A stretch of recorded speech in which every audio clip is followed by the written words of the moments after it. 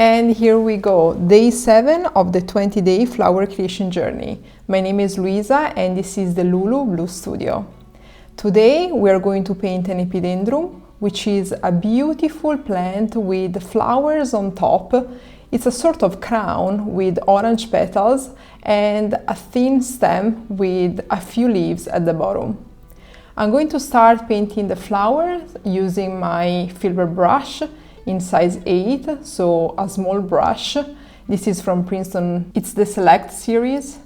And I just start by using a little bit of Winsor orange and I press on the paper my brush using the side of my brush and the belly of my brush to create these fine petals that are creating the crown, let's say, of this plant.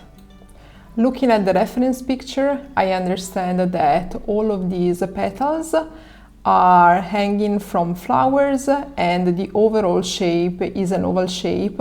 Therefore, when I keep creating these petals, I remind myself to obtain an overall oval shape. I am using a little bit of orange Winsor and on top I am letting a little bit of red Scarlet Lake blend into the orange Winsor to create beautiful effects, especially when the paint is going to be dry.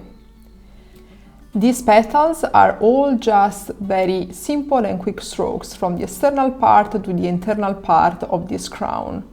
I am changing the movement of my wrist to create these petals in different shapes, and I keep looking at the reference picture to understand where to place these petals and having in mind that I wanted to create an oval shape. I change the color value of the color that I'm using, and in order to do so, I remove part of the pigment in my cup of water. The value, in fact, is how dark or how light a color is when you add water or when you add pigment. So when you add pigment, the color is going to be darker, while instead when you have more water on your brush, you will have removed part of the pigment in your cup of water and therefore your value is going to be lighter. Use this technique to give more movement to your whole composition and to create, in this case, petals of different types. As I proceed with this composition, I notice that the reference picture has some yellow areas that are indeed the central part of these flowers. And therefore, in this moment, I am adding some simple strokes just by touching the paper with a little bit of yellow lemon dip and yellow ochre. I keep refining the shape of this epidendrum by adding petals all over the oval that I've created so far and adding some contrast with darker values of Scarlet Lake or a little bit of orange, of the Winsor orange. I started to create the second plant of epidendrum and I placed this plant a little bit higher compared to the first one because I'm following the reference picture that I have on my left side. I create these petals by letting my filbert brush touch the paper with the side of the brush or the belly of the brush. And I remember every time to change the color value or the hue of the color in itself. The hue, in fact, is exactly the color we are talking about. For example, Scarlet Lake has a red hue, or Winsor orange has an orange hue, but I can mix Winsor orange and Scarlet Lake to obtain a hue that is a mixture of red and orange.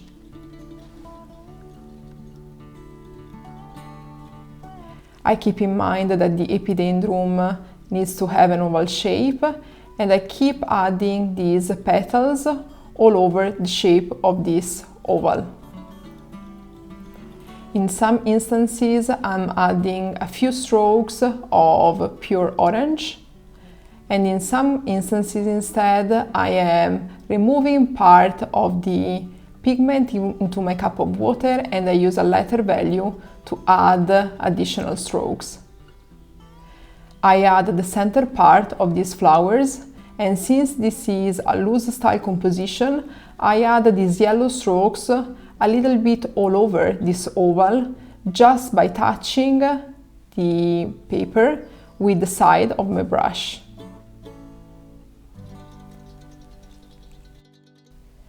I refine the shape of this plant, and I add a few strokes on the side part of this oval and also on the top part of the oval.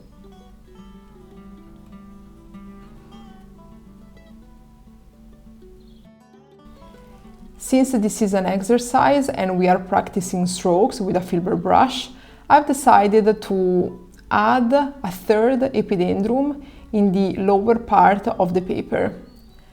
This epidendrum is not shown in the flower color guidebook, but I've decided to add it because the paper has a white area in the lower part, so I thought it was useful in first place for our practice to add another flower, and also it could be beautiful to add an additional epidendrum here to give more color and to complete this composition.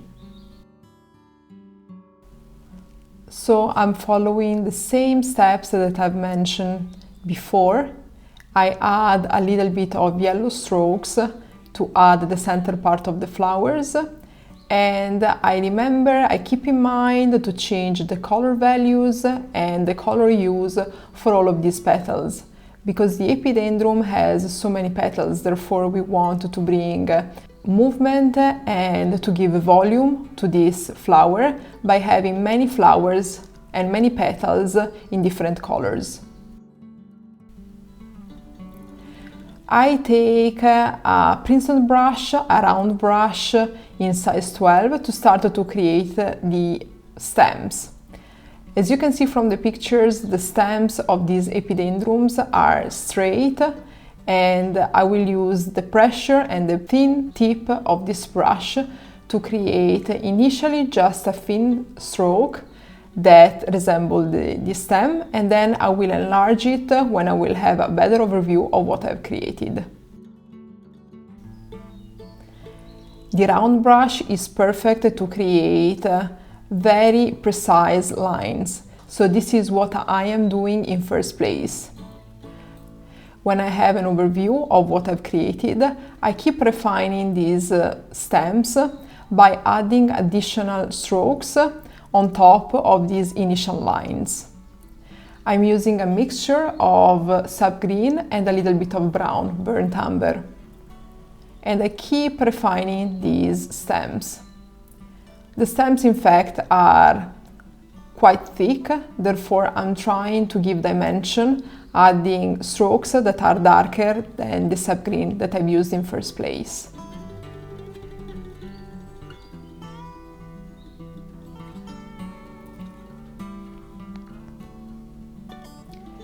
To create the leaves, I have decided to use instead the mop brush. Therefore, I mix a little bit of sap green and a little bit of brown, and I create these round shape leaves at the bottom of the page. I have decided to use a mop brush because I feel in this way these leaves can be slightly looser than they would be if I would use a round brush. I keep mixing a little bit of sap green and I let it blend with the first layer of green that is already on the paper. In this way we will have beautiful effects when the whole paint is going to be completely dry, where the bright sap green is going to blend into the first layer that is already on the paper. At this point I mix a little bit of Prussian blue and I add a few strokes onto the leaves, and also onto the stem, and I allow this Prussian blue to blend into the green and into the brown stems that I've created in previous steps. With the same brush and just with the tip, I've decided to mix a little bit of Winston Orange and a little bit of Scarlet Lake, and to create a few strokes onto the petals of the flowers. This will allow the composition to have more defined petals and to allow a few of them to pop from the whole painting. I'm just using the very thin tip of this mop brush and a mixture sometimes of Scarlet Lake and Yellow Ochre, sometimes of Scarlet Lake and Orange Windsor, and I am just defining the petals by creating some circular shapes.